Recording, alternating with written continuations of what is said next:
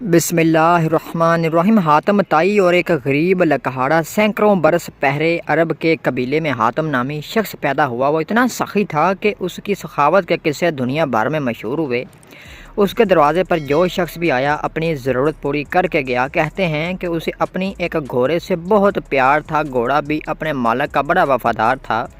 ایک روز آدھی رات کے قریب اس کے گھر میں چند مہمان آ گئے۔ اتفاق کی بات کہ اس وقت حاتم کے پاس اپنے مہمانوں کی دعوت کے لیے کچھ بھی نہیں تھا اور رات کے وقت اس کا انتظام بھی بہت مشکل تھا۔ حاتم قائد نے اپنا پسندیدہ گھوڑا ذبح کر کے مہمانوں کی دعوت کر ڈالی اور مہمان نوازی کی لاج رکھ لی۔ ایک مرتبہ اس نے عرب کے سرداروں کی دعوت کی۔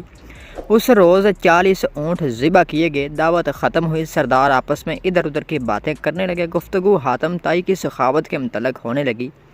ایک سردار نے کہا، خادم جیسا فراغ دل آج تک پیدا نہیں ہوا اور نہ ہوگا، کیوں نہ یہ سوال حاتم سے ہی کیا جائے۔ ایک سردار نے کہا، چنانچہ حاتم سے پوچھا گیا کہ اس نے اپنے سے آپ کبھی تک اس سے بڑا سخی اور عظیم انسان دیکھا ہے یا سنا ہے؟ حاتم کافی دیر تک سر جھکا کے سوچتا رہا، اب پھر مسکرا کر بولا، بہت زیادہ مال و دولت لٹانے کا نام سخاوت نہیں۔ میرے نزدیک سخی اور عظیم انسان وہ ہے جو اپنے بڑے سے بڑے فائدے کے لیے کسی کا چھوٹے سے چھوٹا احسان بھی قبول نہ کرے۔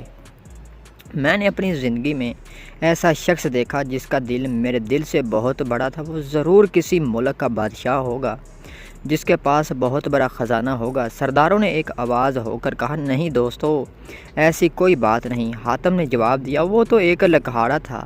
تمام سرداروں نے حیرت سے ایک میزبان کو دیکھا تو حاتم نے کہا کہ ایک روز میں نے سارے شہر کی دعوت کی۔ مہمانوں کو کھلانے پلانے کے بعد میں جنگل کی طرف نکل گیا۔ وہاں میں نے ایک بوڑھے شخص کو دیکھا۔ اس نے اپنے سر پر لکڑیوں کو ایک بھاری گٹھا اٹھا رکھا تھا جس کے بوجھ سے اس کی کمر جھکی جا رہی تھی۔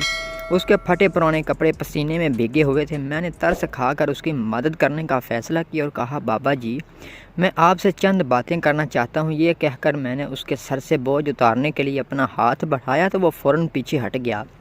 پھر اس نے اپنا بوجھ زمین پر رکھا اور کہنے لگا، انسان کو اپنا بوجھ خود سنبھالنا چاہیے۔ لوگوں کے کندھوں کا سوار ہو کر تو صرف قبر کی طرف جایا جاتا ہے۔ مگر بابا جی، آپ اس عمر میں اتنی محنت کیوں کر رہے ہیں؟ تو پھر مجھے کیا کرنا چاہیے؟ غیرت مند لکھاڑے نے مسکراتے ہوئے پوچھا، آپ کے شہر میں حاتم طائی رہتا ہے، وہ سینکڑوں انسانوں کو ہر روز کھانا کھلاتا ہے، آپ اس کے دروازے پر کیوں نہیں جاتے؟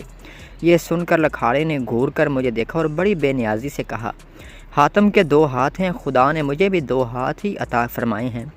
کتنے شرم کی بات ہے کہ میں اس کی کمائی ہوئی روٹی کھاؤں۔ کسی کا احسان اٹھانے سے بہتر ہے کہ میں بے جان لکڑیوں کا بوجھ اٹھا لوں۔ سب سردار حیران ہو کر حاتم کو دیکھنے لگے تو حاتم نے کہا، وہ غریب انسان مجھ سے بڑے دل کا مالک تھا۔ پیارے دوستو، دوسروں پر انحصار کرنے کے بجائے اپنے ہاتھ سے رزق کمانا باعث عزت اور باعث فخر ہے۔ مزید اچھی معلوماتی ویڈیوز کے لیے ہمارے چینل کو سبسکرائب کر لیں۔ شکریہ۔